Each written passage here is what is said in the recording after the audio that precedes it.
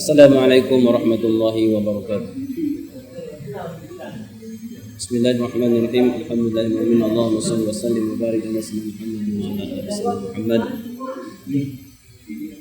Pemirsa yang saya hormati dan saya muliakan, dalam kesempatan ini saya menyampaikan tentang dua kewajiban, yaitu istilahnya itu adalah fardu ain dan fardu kifayah. Fardu ain itu lebih dikenal dengan istilah kewajiban yang melekat pada setiap individu. Sedangkan fardu kifayah itu artinya kewajiban yang diwakilkan, ya, jadi tidak semua orang. Nah, fardu dalam pengertiannya adalah thalabul jazim li fi'li, tuntutan yang sangat kuat untuk mengerjakan hal yang difardukan itu, sehingga kalau tidak dikerjakan maka dia berdosa besar. Dalam kaidah fikih juga menyebutkan arti fardu wallazi yusabu fa'iluhu wa yu'aqabu tarikuhu. Fardu itu artinya atau wajib itu artinya adalah dikerjakan, berpahala, dan bila ditinggalkan dia mendapatkan sanksi hukuman dari Allah Subhanahu wa taala. Jadi fardu sebuah amalan yang tidak bisa tidak harus dikerjakan. Nah, fardu kifayah misalnya puasa. Ini sekarang kita sedang puasa Ramadan. Fardu ain itu misalnya puasa, sholat, zakat, berakhlak yang mulia, menutup aurat, dan lain-lain, itu fardu. Sedangkan fardu kifayah itu misalnya yang sering kita lihat itu adalah kepengurusan jenazah, itu fardu kifayah. Harus ada orang yang mengurusinya, tapi tidak semua harus mengurusi.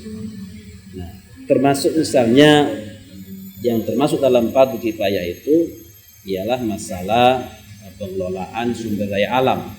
Dalam hal ini adalah milkiyatul ammah, dalam pandangan Islam adalah kepemilikan umum, tapi dalam mengelolanya itu diwakilkan kepada negara.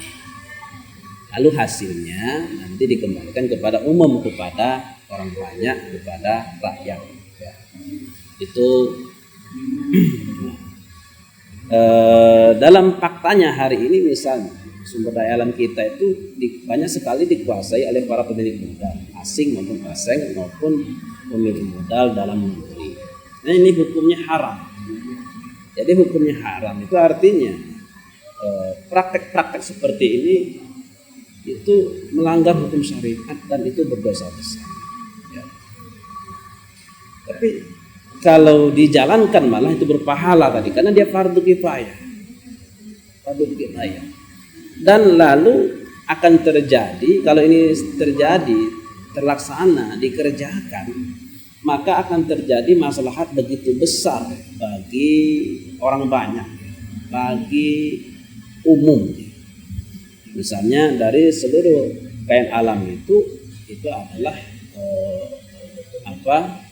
untuk membiayai segala urusan-urusan yang bersifat penting, urusan-urusan umum, seperti pembiayaan listrik nanti gratis, pembiayaan air nanti gratis, pembiayaan pendidikan nanti gratis, mulai dari tingkat awal sampai perguruan tinggi, biayaan daripada rumah sakit, sehingga rumah sakit menjadikan pengobatan gratis, ya, tanpa harus membawa surat keterangan itu, dan lain-lain.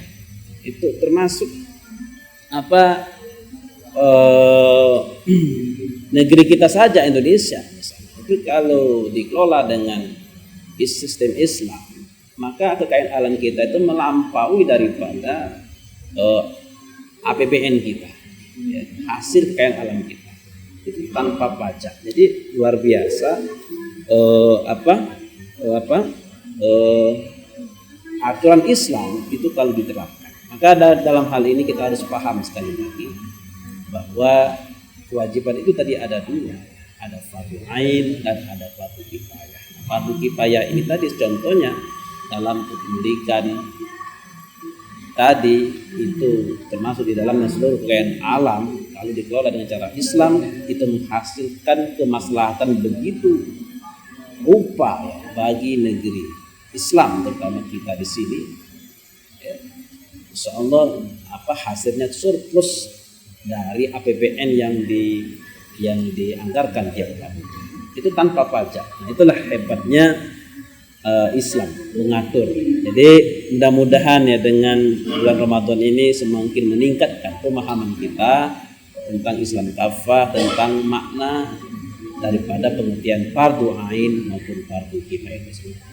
Demikianlah mungkin yang dapat saya sampaikan. Wassalamualaikum warahmatullahi wabarakatuh.